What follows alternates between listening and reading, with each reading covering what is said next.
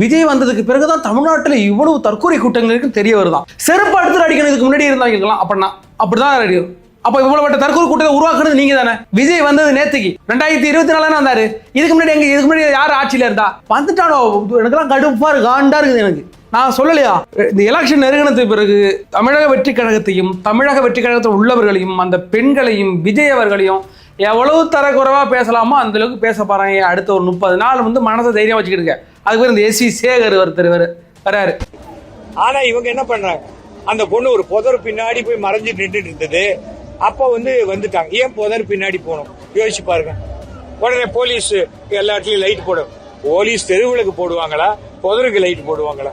தப்பு யார் மேல? நம்ம 2026 இருக்கிறோம். இந்த காலகட்டத்தில் கூட ஒரு வீட்டுல கழிப்பறை இல்லை, அதனால அந்த பொண்ணு ஒரு புதருக்கு போய் தன்னோட காலை கடனை முடிக்க போயிருக்கு. அங்க அந்த பெண்ணுக்கு அப்படி ஒரு சம்பவம் நடந்துச்சு. அப்ப தப்பு யார் மேல?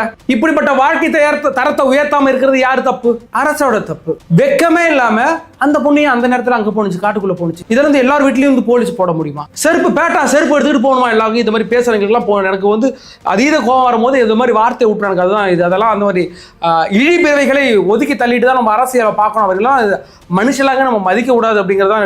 இல்லை இது காலைல பார்த்தோன்னு பயங்கரமா எனக்கு டென்ஷன் ஆயிட்டா.